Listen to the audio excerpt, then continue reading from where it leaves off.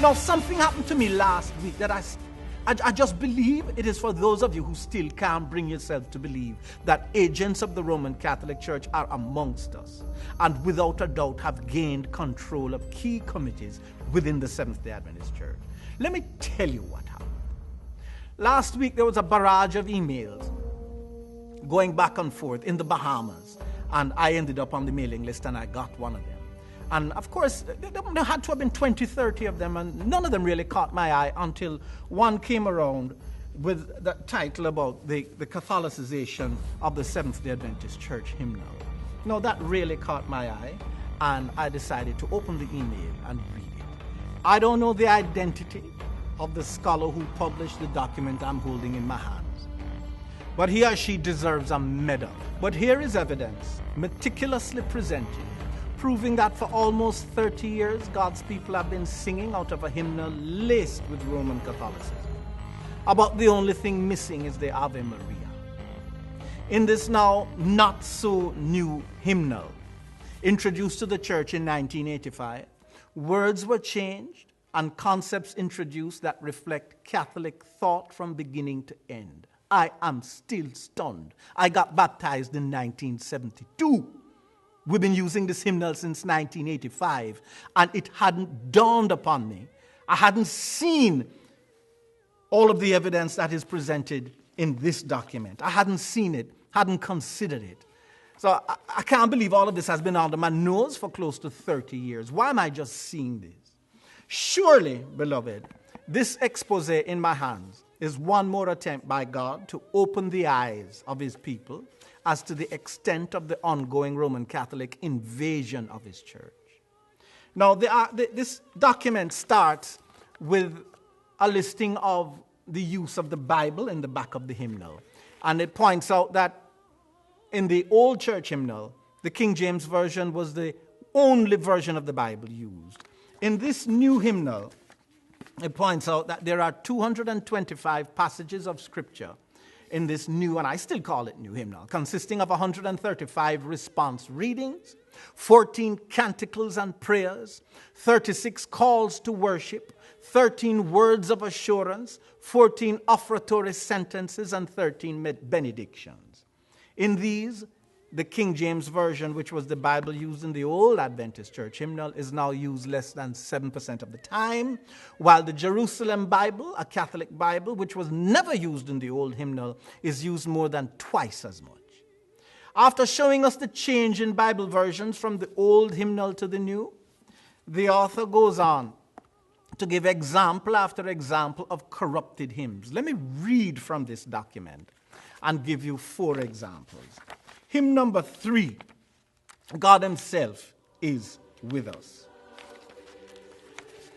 Verse 2 of this hymn also elevates the Roman Catholic concept of Mary.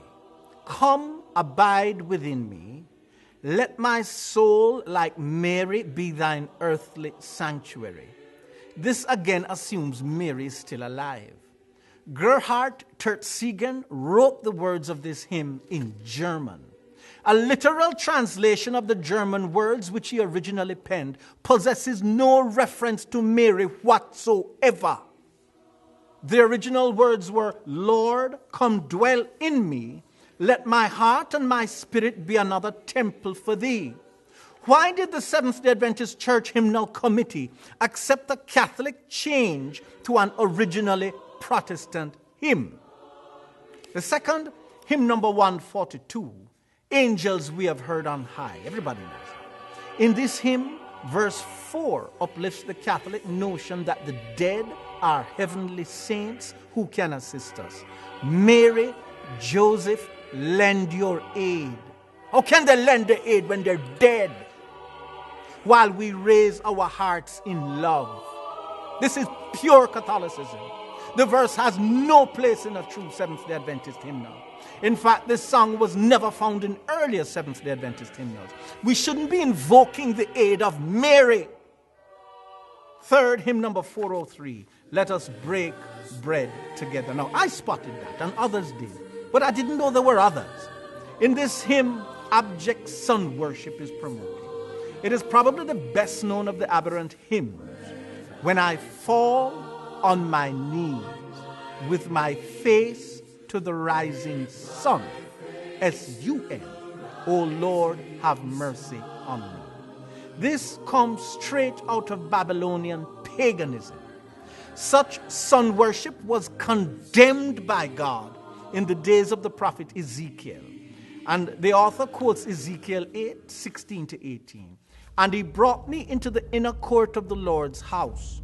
And behold, at the door of the temple of the Lord, between the porch and the altar, were about 25 men with their backs toward the temple of the Lord, and their faces toward the east.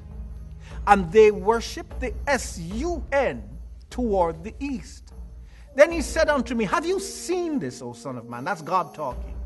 Is it a light thing to the house of Judah that they commit the abomination which they commit here? And the author goes on. The important point here is that whoever gained control of this committee, the Seventh-day Adventist Church Hymnal Committee, saw to it that a song exalting pagan sun worship, which is what the Catholic Sunday is all about, was included in our hymnal. Come, let me give you one more.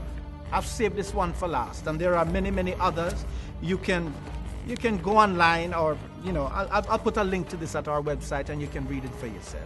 This one is a real classic, and it helps explain why we're using the shot on your screen as a backdrop. Hymn number 471, Grant Us Your Peace. All the verses of this hymn are virtually identical to the hymn sheet handed out in the Vatican Square when the Pope lectures the assembled crowd. The 4 verses are identical in 4 languages: Latin, English, French, and Spanish.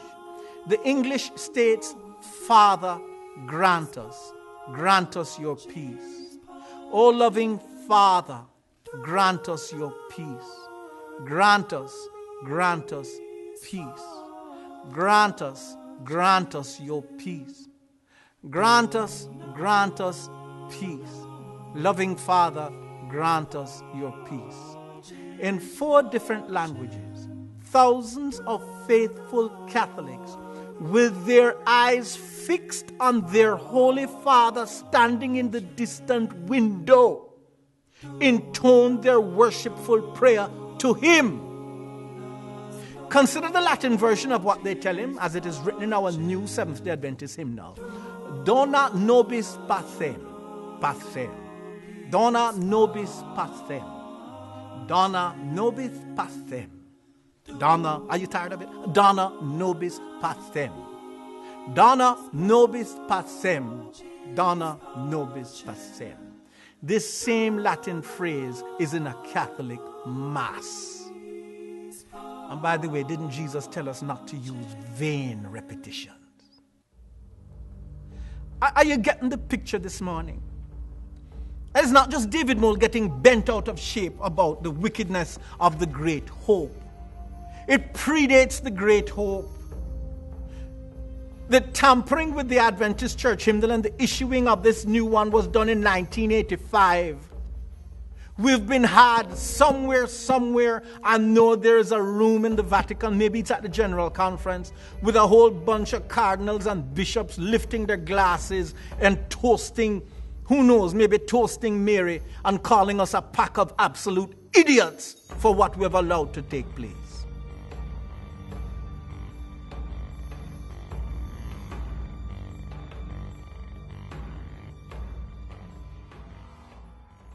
If you think being a watchman is easy, let me assure you it isn't. Recently over the phone, one person referred to me as a moving target. I know what she meant too. What she was saying is that the messages we preach are no lollipop messages. They can get you killed. What do you think those who gutted the great controversy are thinking right now? What do you think those who corrupted our church hymnal are thinking right now? They don't know how far our protest is going to go, and they know they've got to stop it before millions of eyes are opened and a wholesale revolution breaks out in God's church. Beloved, unless God steps in, some of us presenting these Latter-day messages are going to get killed. That's why I'm asking for partners now, while the blood is still warm in my veins and I can preach more messages like the one you just heard. Click here and partner with us. with a monthly or a one-time gift, and we'll be grateful for as long as God gives us life. May God richly bless you.